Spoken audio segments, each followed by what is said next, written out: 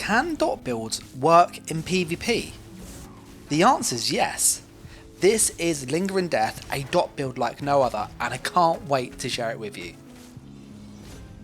Hey, it's Dan, and welcome to Unified Gaming.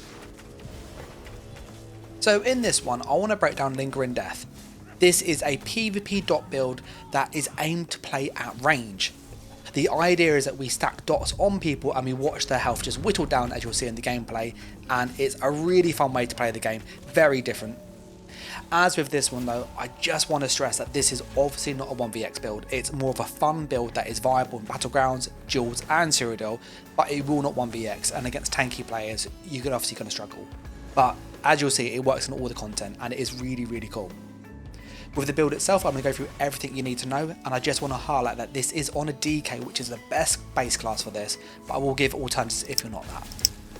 Like always, if you enjoy my videos and you want to stay up to date with the channel, then do subscribe, it really helps, and leave a like or a comment whilst you're there. Also, I just want to say a huge thanks to all of the YouTube and Patreon members who do support the content. If you want to support the channel to get access to the builds early, exclusive guides and much more, there are details down below. And if you want to see more of this build in action, actually how to play and pilot build with over 25 minutes of gameplay, there is a video on the channel already for members who are bronze or higher. With that said though, we're going to jump straight into the build and just show you how it works, because stuff like this is really fun, as you'll see just now. So, with the build, you want to be a race that gives you essentially max resource. So Dark Elf I found was the best race for this because we use both resource pools. So having Magicka and Stamina is great, plus the damage, and the fight, like Flame Resist, if you want to be a vampire, it's an option too. That said, you don't have to be a Dark Elf. Being things like a Breton would actually be pretty good because you do need sustain. So the race won't make or break it, but is what I had around, and having tried different versions, I think this is what I'll probably keep if I were to remake this. For the attributes on this, I've kind of gone a bit of a weird split. All of my jewelry glyphs and all my body stuff is all prismatic. So what that means is that your health, magic and stamina might change if you don't have all prismatic jewelry. But I'm aiming for about 27,000 health. It's slightly lower than usual, but I roll an awful lot and we have cloak, so we have loads of defense through that. We have 27k stam to give us the ability to roll, and we have 20k mag to pay for the heals, the mag skills, etc. So adjust your attributes to kind of get as close as you can to this. Obviously, if you want a bit more survivability, add some extra health. And I will just highlight that the regens, although they look low, we do have lots of sets that trigger that gives us so much more sustain that is not shown, so don't panic there. And it's the same for the armour. We use well fitted pretty much across the board, so we just roll loads and avoid damage, so you don't need high resistances because of that. Munders wise, we are using the Lover Munders. I found that was the most consistent with what we're trying to do. It's just really nice, you hit hard all of the time. Other ones aren't that useful. And if you want more sustain, you could drop this for like the Serpent. I find Stam Regen is the one that you run out more than Mag, so don't stress if you have that issue. For the food on this one, I would recommend using takeaway broth. I did try Sugar Skulls, and you'll see in some of the gameplay that I do use it, but I actually found takeaway broth was just easier to play. The key thing is that you need that Stam Regen. Anything with Stam Regen is fantastic, so Jaws of Mistral, good option. Dubious Camarine Throne, good option. Takeaway Broth, good option. Anything with Stam Regen. You can just pick as you see fit, but this is what I personally use because I have lots of it and it's decent. But if you can't afford this, just use Camarine Throne, it's a cheaper version, or Jaws of Mistral if you want some more mag regen on top. For the potions, as you probably saw a minute ago, it is the good old tried and tested. It is Tri Potions. Its health, its magic, its stamina, it does everything you need. So if you are like in a pinch, just use one of these and you're probably good. So that's why I go down this route. I also utilise double dot poisons, which we'll touch upon in a moment. As for the skills, as I alluded at the start of the video, we are a Dragonknight base class. The reason we're a DK is because of one of the class sets that we use, which is fantastic and is one of the best dot sets in the entire game. If you don't have it, however, or you're not a DK, I will give alternatives. But from the DK line, Ardent Flame is the best for what we do, because Combustion gives you more sustain when you do burning or fire, so burning or poisoned. It's great, it's just loads of regen. You also do more damage with those status effects, so they become dots, they actually hit really hard now. And then World and Ruin just gives us more damage with poison and fire dots and just stuff, which is great. So it's just loads of free damage. You might be asking, but what about warmth? This snares people and it gives you more dot damage. That is true. I'm trying to play this at range. As you saw in the gameplay, we keep at range, and this makes it much more effective because you can go from target to target to target. Whereas all of these skills are melee, and for that reason I found it was really hard to play. So I would personally recommend that if you're going to do this, just ignore these. The only one to consider if you are desperate for this passive is Inferno, because this has to be hit like every 3 seconds in order for it to actually count the damage. So you either put on a dot, which means you're a melee, or you put an Inferno, which automatically fires, and it will have a pretty okay uptime. I just don't think it's worth it. And Searing Heat obviously doesn't do anything because we don't use any of those skills. The other 2 lines we use is the Shadow. The Shadow is kind of optional. I use this for 2 reasons. So one is it gives us an armor buff, which is fantastic. We cast Cloak, we get armor, super nice. We also get lots of regen, and we get Cloak. So the reason we want it is for the Cloak. I don't like having to use invisibility potions to go invisible. So I personally prefer to have this skill line, and if you want to go down the other route of potions, then you can change this to Adric Spear from the Templar to get Burning Light, and use Javelin. It's really good, but I personally prefer Cloak. And then you use Gravelord, which I think is essential. Gravelord is from the Necromancer skill line, and you get Gravelord Sacrifice. When you cast this, it gives you a 15% damage boost to all of your dots, which is everything we do. It's a 15% damage boost. It's huge. And on top of that, you get Rapid Rot, which is a 10% damage boost. So this skill line is 25% free damage, plus 3000 penetration. It's really nice. And on top of that, when they're low health, we do increase crit chance, which means we crit more, and it acts as like a pseudo execute.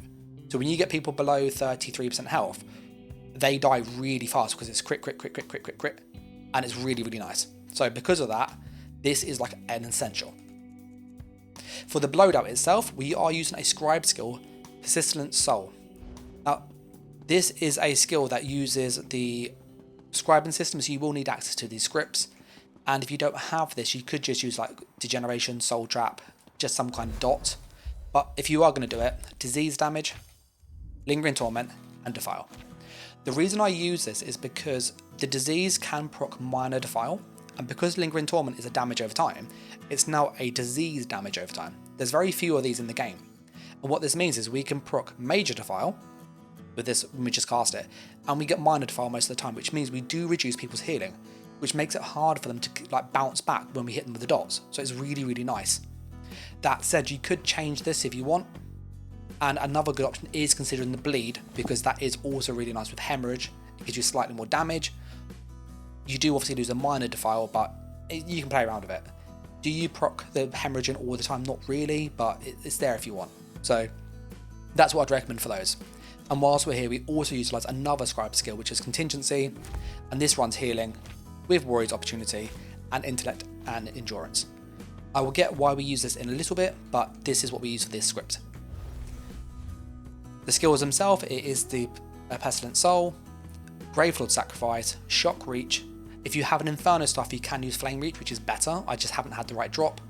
We then have Shadowy Disguise, Elemental Susceptibility, and Meteor. Meteor is the only range ult we can use for this build because we have no range ults on our class skill lines, so that's why this is here. For the Bat Bar, we have Poison Injection, Contingency, Magnum Shot, Skeletal Archer, which gives us our major damage buff, so it's Major Brutality and Sorcery. That's why this is here. If you don't want to use the Skeleton, which I do appreciate is a bit awkward, you could go down to the Mage Guild, grab Entropy and morph to Degeneration, and you have a damage boost that way. The downside is you have to do this in combat, whereas this you can pre-buff. The drawback with Archer is that if it hits targets, it can pull you out of Cloak, so there's a bit of a trade-off. I personally like Archer, but they're both really good options. We then have Vigor for more healing, and it's also armor buff. I then have Rapid Fire. I'm still leveling this up, it does take some time, but I'm personally probably going to use Ballista, because I think I can just chuck this out, put on the dots, and just go and cloak, let the dots kill them. Pretty fun. With the Contingency, I did say, why do we utilise this? When we cast this skill, we get this bonus 2000 damage, and we utilise this with Magnum Shot to make this hit really hard and boost one of our sets drastically, so that's why you want this. We're now going to go through the CPs and kind of talk about what we're doing there. So, for the blue ones, we have Fight and Finesse. It just loads of crit damage. Force of nature, the more debuffs we put on them, so status effects, the more pen we get. So this is a huge pen boost. It's like 3-4k pen. By the time you hit burn, and chilled, concussion, disease, devile, you got just so many different things. So it adds up really, really fast. We have deadly aim for single target damage. This is just because all our skills are single target. And we have thaumaturge for more damage over time again. Now you could change one of these for like defense, but I'm just going full damage. You know, dot, hope, pray. Yeah, it's fun. For the red ones, we have celerity for speed, bashing for more damage against shielded targets, fortified and boundless vitality. And the green ones, we have sustaining shadows with Steed's blessing. Now, before we do touch upon the actual sets, if you want to be a vampire, this is completely optional, and you want to go to undeath for stage 3, so that just gives you like just loads of mitigation. So stage 3 gives you undeath. I don't personally, but you could do that if you want. It is a good option to consider.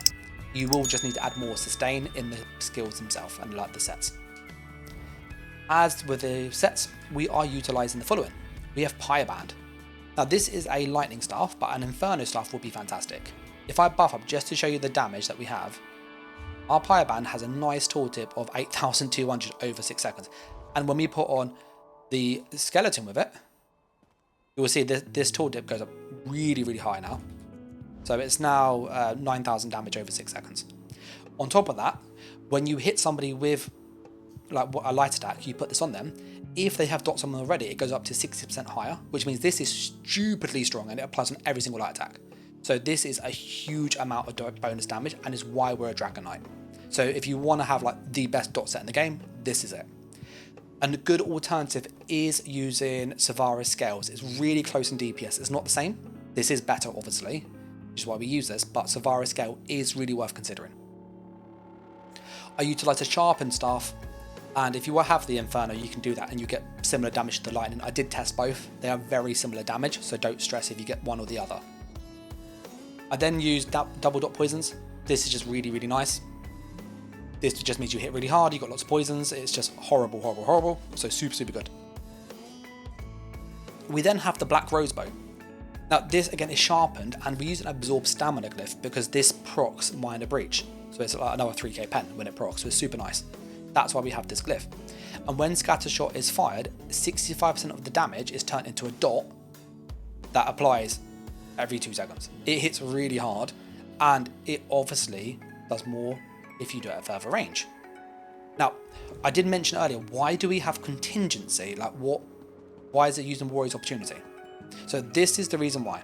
If I'm on the back bar, I can show it's really easy. I'm just going to push Magnum Shot.